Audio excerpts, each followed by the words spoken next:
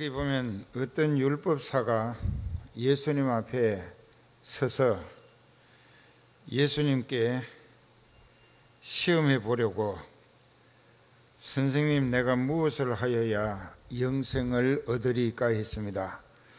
이 율법사는 뭐하는 사람이냐 하면은 모세의 오경을 비롯해서 구약성경 39권 거기 보면 시가서가 있고 역사서가 있고 대선지서가 있고 소선지서가 있습니다.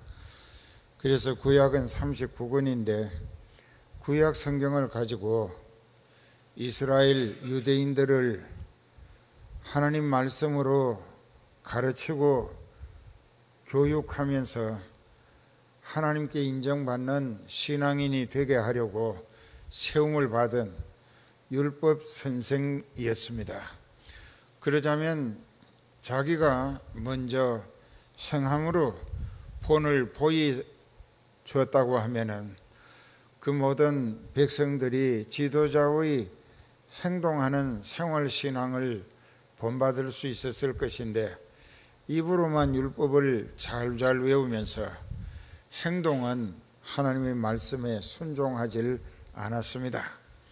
그 인간 가짜 지도자고 가짜 선생이라는 뜻입니다. 그러나 이 사람이 많은 사람들이 둘러선 가운데 예수님 앞에 다가서서 자기가 상당히 율법에 정통하고 율법을 잘 지키는 양 자기를 거짓되이 과장하기 위하여 예수님께 질문을 던졌습니다. 선생님 내가 무엇을 하여야 영생을 얻으리까? 이 사람 생각에는 영생에 대한 기대도 믿음도 소망도 없었습니다. 그러면서 괜히 백성들 앞에 의시되고 자기라고 하는 것에 조금이라도 예수님 덕분에 돋보여질 수 있을까 해서 질문을 던졌습니다. 여기 기록 모두에 뭐라고 했느냐 하면은 어떤 율법사가 일어나 예수님을 시험하여 가로되 시험, 여기 시험이라고 하는 것은 영어 성경에는 temptation이라고 되어 있습니다. 더 정확하게 가면 temptation이라고 합니다. 그것은 무엇을 의미하느냐? 사탄의 앞잡이가 되어 신앙인의 신앙을 썰어뜨리기 위하여 유혹하는 것이다. 그것이 temptation이라고 합니다. 그런데 성경에 보면 또 다른 데 시험이란 말이 있습니다. 거기에 나오는 시험은 영어 성경에는 테스트라고 되어 있습니다. 그러니까는 자격을 검증한다. 그러니까는 시험해 보심으로 그 사람의 신앙의 수준이 어느 정도인지를 하나님도 확인하시고 본인도 깨닫게 하심으로 본인이 더욱 회개하고 분발해서 믿음이 성숙되도록 하기 위한 것은 하나님이 신앙 점검하시는 테스트라는 것입니다. 여기에서 율법사가 예수님을 템테이션이라고 시험을 하고 내가 무엇을 하여야 영생을 얻겠는가 하고 물었습니다. 그때 예수님의 대답은 율법에 무엇이라 기록되었느냐? 그 사람이 율법을 가르치며 교육과 훈련을 시키는 선생인 줄 아시기 때문에 율법에 뭐라고 기록되었느냐 하고 반문하시니까 그가 자신 있게 대답을 했습니다. 대답하여 가로되 네 마음을 다하고 또 목숨을 다하며 힘을 다하여 또 뜻을 다하여, 이거 좀 순서가 거꾸로 되는데 네 마음과 뜻을 다하여 힘과 목숨을 다하여 너희 하나님을 사랑하고, 그것이 첫째 계명이고 그 다음 두 번째는 네 이웃 사랑하기도 그와 같이 하라. 마음과 뜻과 힘과 목숨을 다하여 하나님도 네 이웃도 사랑을 실천해야 한다. 이렇게 가르치신 거예요. 그러니까 우리가 십계명이라고 하는 것을 보면은 1계명에서 3계명까지는 신자가 하나님과의 관계에서 지켜야 할 법이고, 5번째에서 10번째까지 6가지 법은 신자가 세상 살면서 사람과의 관계에서 지켜야 할 법을 가르치고 있습니다. 그런데 이 2가지를 요약하면은 예수님도 말씀하셨는데, 마음과 뜻을 힘과 목숨을 다하여 하나님을 사랑하는 것이 첫째고, 둘째는 이웃 사랑하기를 마음과 뜻, 힘과 목숨을 다하여 이웃도 사랑하는 것이 하나님의 계명이고 법이다. 그랬는데 예수님이 말씀하십니다. 예수께서 이르시되 네 대답이 옳긴 옳다. 그렇게 살아봐라. 그러면 네가 살게 될 것이다. 자, 여기에서 예수님 말씀 속에 그 의미적 언질, 쉽게 말하면 말꼬리에 들어있는 예수님의 의도, 말꼬리에 나타나는 예수님의 뜻은 무엇인가? 이 사람이 생명에 들어가지 못한 상태에 있다는 것입니다. 그러니까는 네가 마음과 뜻, 힘과 목숨을 다하여 하나님 사랑하고 이웃을 네 몸같이 사랑하라. 이웃도 너를 사랑하는 것처럼, 하나님 사랑하는 것처럼 그렇게 하라. 그렇게 하면 네가 안 죽을 것이다. 이 살리라 하는 것은 안 죽을 것이다. 그러나 지금은 죽어가고 있다는 현재 진행형을 의미에 예수님이 말씀으로 밝히신 것입니다. 재미없어요? 왜 표정들이 왜 그래? 오늘 봤는데. 그래도 아무래도 인상 쓰는 것보다 웃는 얼굴이 낫잖아요. 좀 그럽시다. 그랬는데 이 사람이 자기를 예수님과 주변 사람들에게 더 돋보이고 옳게 보이려고 거짓으로 뭐라고 했느냐? 이 사람이 자기를 옳게 보이려고 예수께 여쭙기를, 그러면 네 이웃이 누구니까? 자기가 예수님이 말씀하신 대로 예수님이 일러주시는 이웃을 하나님 사랑하듯 사랑하겠다라는 식으로 반문을 했습니다. 그래서 예수님이 부득이 이제 30절서부터 37절까지 그 나의 이웃이 누구인가를 잘 설명하십니다. 예루살렘에서 여리고로, 여기 보면 예수께서 대답하여 가라사대 어떤 사람이, 이 유대인입니다. 유대인 하나가 예루살렘에서 여리고로 내려가다가, 여기 내려가다가 했는데 적어두세요. 예루살렘은 해발 바다 수면에서 높이가 762m입니다. 그리고 여리고라고 하는 것은 해저, 그러니까 바다 수면보다 더 낮은 250m 깊은 곳에 있습니다. 그러면 1012m의 높이의 차이가 있습니다. 이게 죽을 때까지 잊지 말아요. 나처럼 한번 입력하면은 영원히 기억해야 되는 거예요.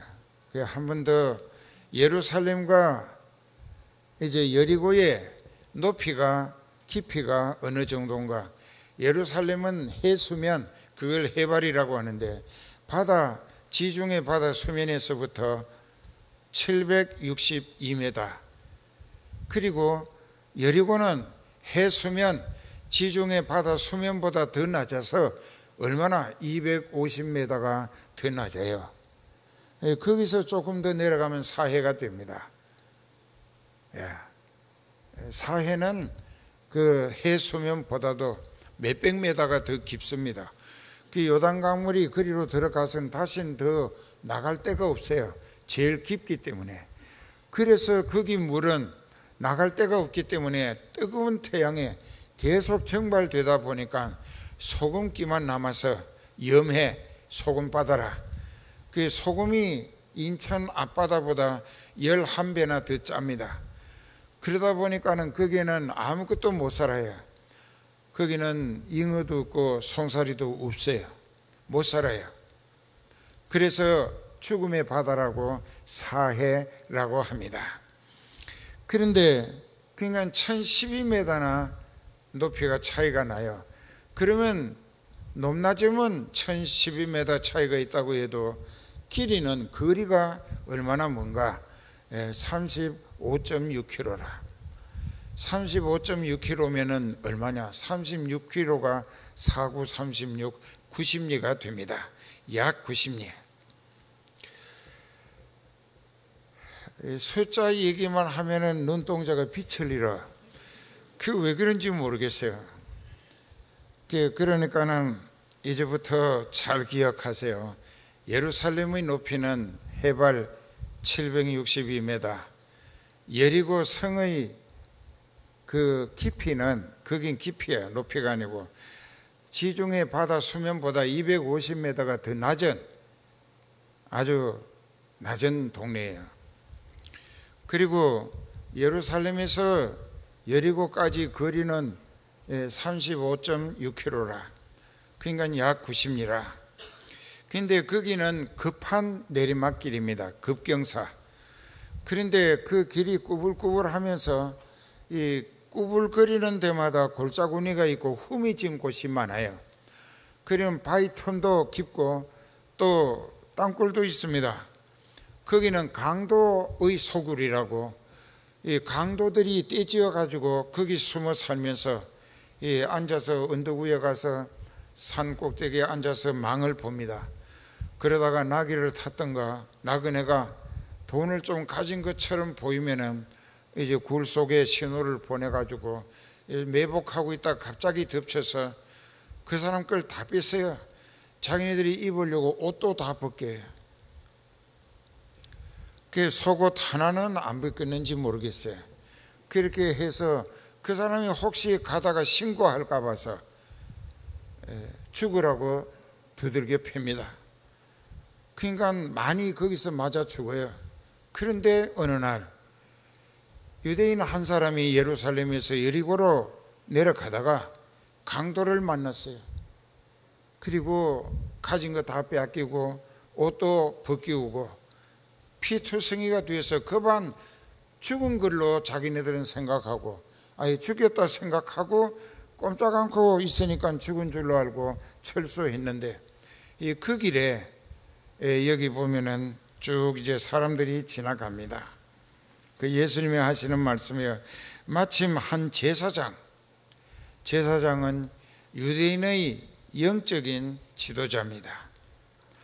그때는 선지자가 있고 제사장이 있고 방백이 있었는데, 선지자는 하나님으로부터 성령의 계시와 영감을 통하여 하나님의 말씀을 받아가지고 양떼인 이스라엘 백성들에게 알리는, 선포하는 선지자가 있었고, 제사장은 선지자들을 통하여 하나님의 말씀으로 지적받은 죄를 회개해서 용서받기 위하여 성전에 찾아갈 때에 큰 죄라고 죄책감이 묵으면 소를 한 마리 사가지고 갑니다.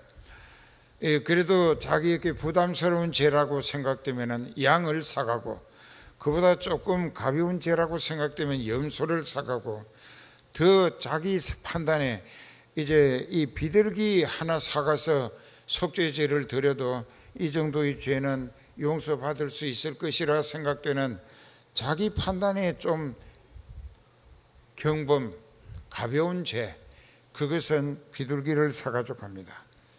그런데 이제 이 제사장이 자기 백성들이 회개하면은 성전에서 양의, 소의, 염소의, 비둘기의 피를 뽑아가지고 성전에 들어가서 휘장에 뿌리며, 이 가슴 흉배라고 하는데, 가슴에다가 지금 죄를 용서받으려 온 그 사람의 이름과 제목을 씁니다.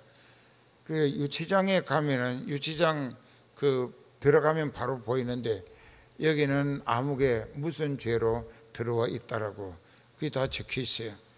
그런데 이 사람이 회개하려고 하면은 제사장에게 자기 죄를 고백하고 자기의 족보 이름을 대는 거예요. 그럼 그걸 적어가지고 가슴에다가, 그것은 무엇을 말하냐, 제사장이 양떼의 입장을 대신한다는 것입니다. 교회에서 목자와 양떼 사이는, 그 양떼가 하나님을 향하여는 이제 목자를 통하여 영적인 소망을 가꾸게 되고, 또 목자가 하나님의 대리자로서, 예수님의 대리자로서 성령에 사로잡혀 그 양떼들에게 하나님의 말씀을 전달하는 역할을 하게 됩니다. 그래서 이 목자와 양떼의 관계는 영적인 영원한 소망을 위하여 불가분리의 관계다. 도저히 갈라놓을 수 없는, 그 양떼가 진짜 천국을 소망한다면 하나님이 보내시고 세워서 오른손으로 붙들어 쓰시는 목자와 함께 하늘 소망을 가꿀 수 있을 때 하늘나라 갈 수 있을 거예요. 그게 안 되면은 교회 아무리 분질나게 다녀도 진리도 깨달을 수 없고 하늘나라 가기도 난감할 것입니다. 그렇기 때문에 이제 히브리서 13장 7절에 너희에게 하나님의 말씀을 일러주고 너희를 인도하던 목자의 행실의 종말을 주의해보고, 그 목자가 자기가 설교하고 또 양떼들에게 지시하고 명령하고 가르치며 훈련시키는 그 하나님의 말씀의 내용대로 자기도 그렇게 실천하여 행동하는 본을 보여주거든 그 목자의 믿음을 본받으라. 근데 목자는 그렇게 살지 아니하면서 양떼들 보고 그렇게 살아라고 하면 이것처럼 모순이 어디 있겠어요? 그러니까는 그 교회는 그 목자로 인하여 하나님 앞에 소망을 기대하기 어렵다. 그렇기 때문에 여기도 제사장은 이토록 자기 백성들이 선지자들을 통하여 말씀으로 책망과 지적을 받고 죄책감에 몸부림칠 때 소나 양이나 염소나 비둘기를 가지고 제사장을 찾아가서 자기 죄를 고백할 때 제사장이 그 양떼의 죄를 용서받게 해주기 위하여 속죄 제를 드립니다. 화목제도 드리고 속건제도 드리고 수원제도 드리고 번제도 드리고 뭐 여러 가지 제사가 구분되어 있어요. 그런 중간 역할을 해주는 이 너무나 중한 사명을 띤 제사장이 그 길로 내려가다가 다 뺏기고 벌거벗기우고 피투성이가 돼서 겁안 죽은 강도 만난 사람을 봤는데 그만 고개를 외면하고 못 본 채 하고 지나갔다고 예수님이 다 보신 거죠. 예수님은 그 자리에 안 계셨어도 어디든지 예수님은 다 보시니까, 하나님이시니까 그 보신 거죠. 근데 또 이와 같이 한 레위인이라고 하는 것은 성전에서 봉사하는 일을 맡아가지고 다른 11지파가 수고해서 하나님이 얻어지게 하신 소득의 11조를 레위인들의 몫으로 줍니다. 이것은 성전에서 성경 연구하고 가르치고 그리고 봉사하는 거예요. 하나님 앞에 예배드리는 성전에서. 그랬는데 그 사람도 순전히 양떼들로 인해서 생계를 유지하는 그 모든 11지파의 성도들이 하나님 앞에 드린 11조의 11조를 그 사람들에게 줍니다. 그러면 그 사람들은 자기네들이 얻은 것의 11조를 또 하나님께 자기네들도 11조를 하는데 그 사람들이 11조가 10% 더 많습니다.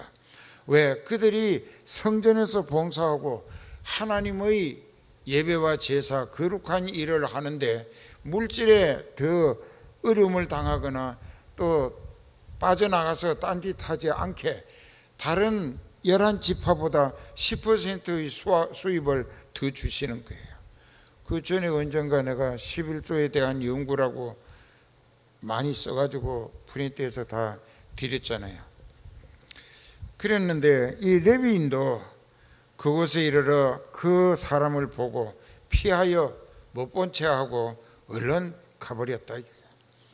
이것은 무엇을 의미하느냐? 예수님 당시에 유대인의 종교가 완전히 지도자들부터 하나님과 상관없이 타락했고 변질했고 완전히 이기적이고 자기중심적이었다. 그것을 예수님이 역설하시는 것입니다. 하나님은 안중에도 없었다 이거예요. 그리고 율법을 달달 외우고 있지만은 그게 다른 사람들에게는 실천해야 된다고 막 강하게 음하게 하면서 자기네들은 손가락 하나로도 실천하지 않는다. 그게 마태복음 23장에 여러 번 나와요. 그러면 우리는 이런 것을 깨달을 때에 나는 예수님을 중심에 모셨는가? 그리고 내가 신앙인인가? 내가 가는 그 길이 주님이 인도해 가시는 과정인가? 또 그 길에서 내가 어떤 불행한 사람을 만났을 때 인간관계로 그 사람과 나하고 상관없다. 뭐 생판 모르는 사람이고 뭐 나하고 이해 관계도 없고 내가 굳이 피해 볼 이유가 없다. 시간적인 피해나 또 물질적인 손해를 볼 필요가 없다. 그래서 뭐 그 사람은 그 사람의 운명이겠거니 하고 그저 못 본 척하고 지나간다면 그때 나와 함께 하셨던 예수님이라면 어떻게 하실까? 우리는 항상 그 생각을 하고 사는 거예요. 예수님이 만일 이 시간 이 자리에 이 길을 가시다가 이 상황에 이 사람을 보셨을 때 어떻게 하실까? 그 전에 그 인도의 성자라고 하는 선다싱 이야기를 할 때에 예수님은 이때 이 상황을 어찌 하실 것인가를 생각하고 예수님이 하실 것 같은 대로 했기 때문에 자기도 살고 그 낙상한 사람도 살릴 수가 있었습니다. 자, 이제 이런 것을 생각하면서 레위인도 가버렸어요. 그런데 사마리아 사람 하나가 여행을 하는 중에 그곳에 와서 그 비참한 다 빼앗기고 강도 만난 피투성이 돼 다 죽어가는 사람을 만났습니다. 그리고 그 사람이 어떻게 했느냐? 그를 보고 불쌍히 여겨 이 마음이 움직였다는 것입니다. 참 안 됐다.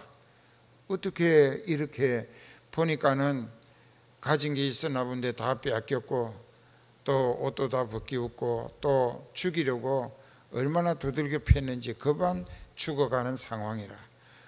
그래서 그 사람을 보고 불쌍히 여기는 마음, 그것이 선심이라는 것입니다.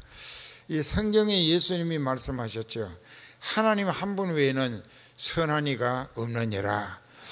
그런데 그 사람이 선한 마음에 어떤 이렇게 불쌍히 여겼다고 하는 것은 하나님의 마음이 그 사람의 마음을 움직여 주셨다는 것입니다. 그러니까 하나님의 선하신 뜻에 그 사람이 움직여지기 시작했다는 거예요. 그래서 그 사람이 불쌍히 여겨가지고 다가가서 자기가 나기 등의 비상 치료제를 가지고 다니는데 보통 포도주하고 감람유라고 하는 기름입니다. 올리브 오일이라고 하는 거. 근데 그것을 가지고 이제 그 포도주 병을 뚜껑을 열고 그 사람이 피투성이 된 상처마다 쏟아 부어 줬어요. 그건 소독제입니다. 포도주가 굉장히 아주 효과적인 소독제입니다. 그게 살균을 하는 거예요.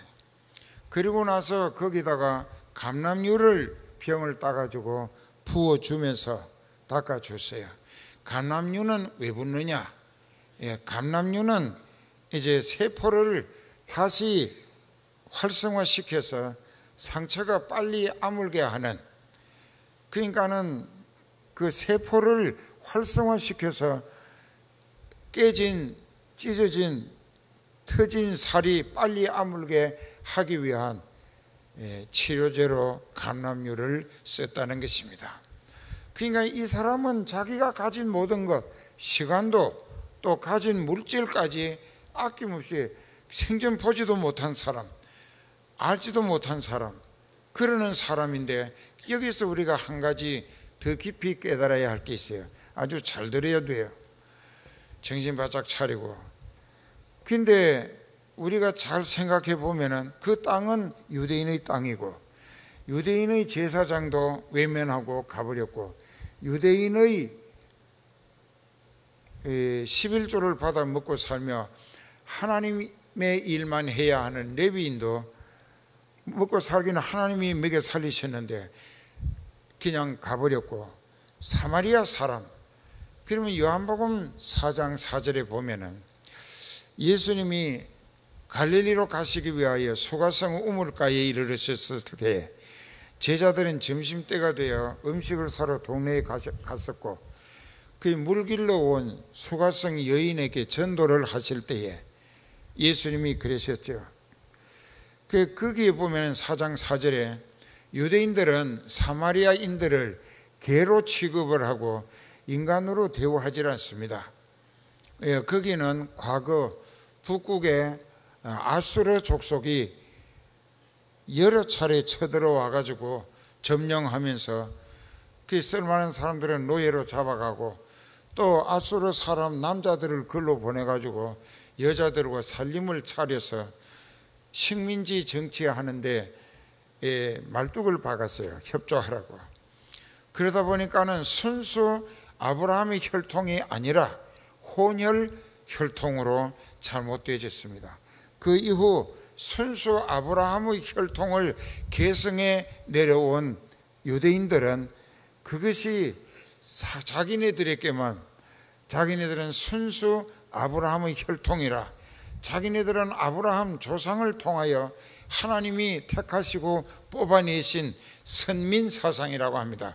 뽑을 선자 백성민자 해가지고 선민사상이에요. 그것이 상당히 자긍심을 가지게 되고 오만무례하게까지 됐어요. 그 유대인들은 저것들은 우리하고 다르다, 저것들은 완전히 잡종이다 해가지고 그냥 사람으로 취급을 안 했어요. 그런 유대인들로부터 홀대와 멸시, 인간 이하로 취급을 받던 사마리아 사람이 그 감정이나 오기가 있었더라면, 유대인 하나가 이렇게 뺏기고 벗기우고 얻어터지고 아주 깨소금보다 더 고소하다, 너 유대인이지 잘 당했다, 아주 시원하다 했을 것인데 그 사람은 그게 아니었어요. 불쌍히 여겼다. 그러니까는 여기에서 예수님이 하시는 의도는, 그 당시 유대인들은 이웃 사랑을 하라. 그러면 그 이웃이라고 하는 그 의식적 범위가 어디까지냐? 아브라함의 후손 12지파, 자기네들의 친족, 같은 혈족, 거기에서 벗어나지 못했어요. 자기네들은 무슨 도와주든지 사랑을 베풀든지 빌려주든지 무엇을 베푼다고 하면은 남에게, 이방인들에게는 절대로 하지 않습니다. 그 이방인에게는 개에게 주는 것처럼 건방졌어요. 교만했어요. 우월감을 가졌어요. 선민사상으로. 그게 예수님을 그리스도로 받아들이는데 엄청난 장애 요소가 됐다는 것입니다. 그걸 지금 깨뜨리려고. 그래서 너희들에게 멸시천대로 구박당하고 그 인간 이하로 취급받던 사마리아 사람은 그래도 유대인이 원수였지만은, 막 이를 가는 원수처럼 미워해야 했지만은, 그는 그것을 초월해서 그 감정과 서러움을 극복하고 그것을 초월해서 원수를 사랑하는 마음으로 불쌍히 여겼다 이게요. 그리고 그 사람을 치료하고 자기 옷으로 감싸 입히고 자기는 걸어가면서 나귀 등에다가 그 사람을 얹어서 이렇게 업고 나귀가 업고 가도록 해줬어요. 그 영화에 보면 그렇게 갑니다. 그런데 이 사람이 가다가 주막집에 들어갔어요. 그 주막집에 들어갔는데 이 3칸짜리예요. 주막집이 가운데 통로가 있고 이쪽에 방 하나 있고 이쪽에 방 하나 있고 그 뒤에 마당에 가면은 이제 말 같은 거 매놓는 마구간이 있었습니다. 그 집에 가서 이제 그 환자를 자기가 이제 그 집 주인에게 자기 환자인 것처럼 좀 치료해 달라고, 나도 먹을 거 주고 이 사람도 먹이게 하고, 그리고 자기가 계속 치료해 주는 거예요. 그리고 방 하나를 얻어가지고 거기 적었어요. 자기가 돈 내고, 누군지도 모르죠. 그리고 그 당시 시대적 상황으로 보면 원수예요. 그 유대인은 자기를 짐승 이하로 취급하는 유대인이에요. 그런데도 그 사람을 위하여 불쌍히 여기는 마음으로 있는 정성을 다하여 그 사람을 살리자고 애를 썼다는 것입니다. 그리고 아침에 자기는 볼일 보러 가는 길이었기 때문에 집 주인에게 데나리온 2개를 줬습니다.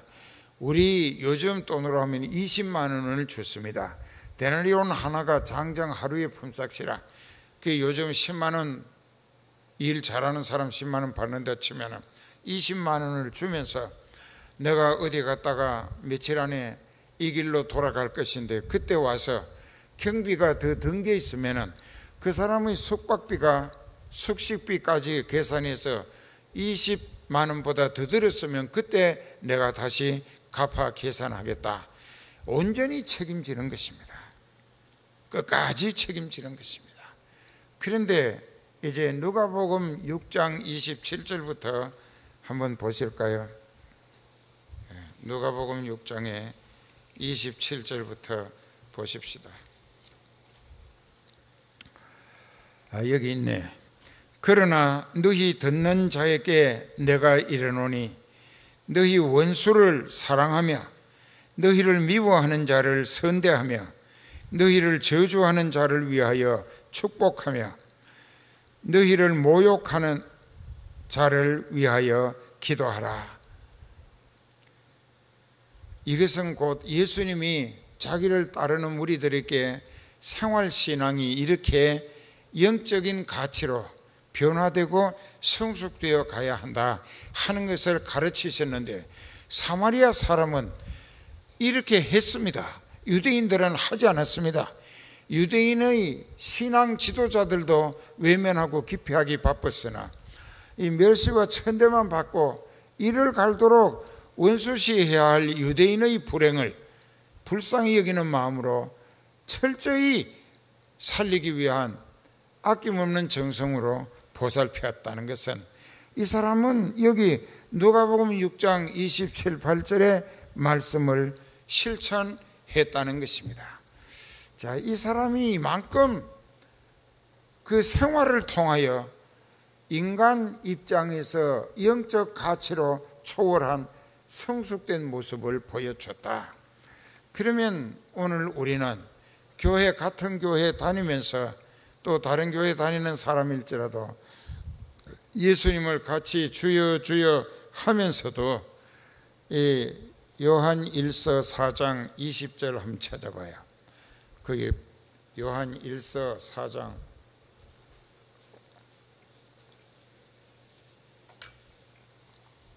그 찾았습니까?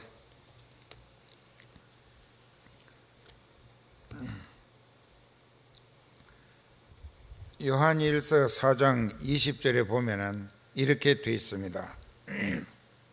누구든지 하나님을 사랑하노라 하면서 그 형제를 미워하면 이는 거짓말하는 자니, 보는 바 그 형제를 사랑치 아니하는 자가 보지 못하는 하나님을 사랑할 수 없느니라.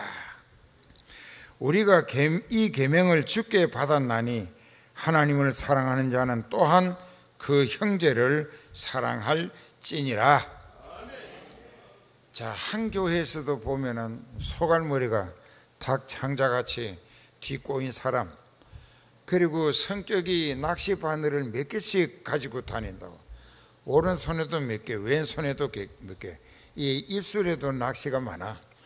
그러니까 말마다 이 사람 걸고 저 사람 걸고, 그러면 그 인생은 은혜 받은 사람이냐? 아니라는 것입니다. 왜? 자기가 살아있다는 증거예요. 인간 자기가 살아있는 거예요. 그러니까 내가 철저히 회개하고 예수님과 함께 그 십자가에 이렇게 못 박혀서 옛사람 그 혈기와 죄악으로 지옥길을 재촉했던 내가 회개할 때 예수님의 그 십자가에 나도 함께 옛사람은 죽어야 한다. 죄인이었던 옛사람, 그게 죽으면 성질도 죽어야 하고 모든 것이 죽어야 해.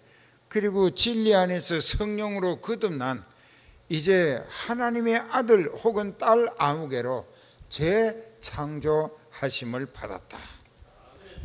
다시 창조해내심을 받았다. 이것을 거듭났다고 합니다. 그 거듭난 사람은 자기 기준으로 모든 것을 판단하지 아니하고 예수님의 말씀 기준으로 판단합니다. 항상 예수님의 말씀을 기준으로 이렇게 비추어 보는 거예요. 그러니까 내가 기준이 아니라 예수님이 기준이 되는 거예요. 예수님은 원수를 사랑하라. 그 로마서 12장 19절 이하에 보면은 원수 갚는 것이 내게 있으니 내게 맡기라. 네 원수가 줄이거든 먹여주고 목마르거든 물 마시게 해줘라. 그랬습니다. 왜? 원수 갚는 것은 예수님께 있어. 그게 무슨 말씀이냐? 네 인생을 내게 맡기고 내 안에 들어왔으니 네 원수가 곧 내 원수다, 그 얘기입니다. 예수님 입장에서. 그러니까 예수님께 맡기라. 그 예수님은 원수를 어떻게 갚느냐? 죽이는 게 아니라 그 인생을 말씀 듣고 성령의 감동으로 회개해서 천국 가도록 만드는 것이 예수님이 원수 갚으시는 방법이에요. 알아들어요? 그래서 하나님은 사랑이시라. 그런데 우리가 용서 못할 죄인이 없습니다. 그 아무리 나쁜 짓 하는데 뭐 온갖 말로 권면해도 안 들어, 경고를 해도 안 들어, 그리고 하나님 앞에 천벌 받는다고 해도 안 들어. 뭐 아주 그냥 이성을 잃고 미치광이처럼 그 다른 목적으로 악을 쓴다고 할 때 우리 수단 방법으로는 그 사람 미워할 수도 없고, 그 우리도 예수님 몰랐더라면 아주 그냥 손봤을 거예요. 그러나 참는다 이거예요. 왜? 그 인생을 내가 어찌할 수 있는 게 아니고 내 주님 대신 예수님께 넘겼다 이지. 그 예수님이 너는 가만히 있고 내게 맡기라. 내가 처리할 것이다. 그래서 기도하는 것은 주여 그 인생이 지옥 가기 전에 회개하고 가까스로 부끄러운 구원이라도 얻게 해 주세요 한다 이게. 그러니까 내가 직접 원수 갚을 필요가 없는 거예요. 그 로마서 12장 19절부터 외우라고. 나처럼 원수 갚는 것이 내게 있으니 내가 갚아 주리라. 네 원수가 줄이거든 먹여주고 목마르거든 마시고 줘라. 그래야면 그 얼굴에 숯불을 쏟아붓는 것처럼 그가 너무나 당황하고 양심의 가책으로 부끄러워할 것이다.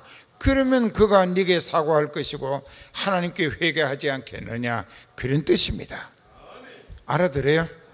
이제 우리는 그렇게 살아야 됩니다. 그래서 이제 여기 아까 얘기한 대로 누가복음 10장에 이제 돌아갑니다. 가까이 가서 기름과 포도주로 그 상처를 치료하면서 싸매주고, 싸매했다고 하는 것은 자기 옷을 입혀줬다는 것입니다. 자기 짐승 나귀에 태워 주막에까지 데리고 가서 돌보아주고 밤이 새도록 그 사람의 고통에 함께하며 위로하며 치료해 준 거예요.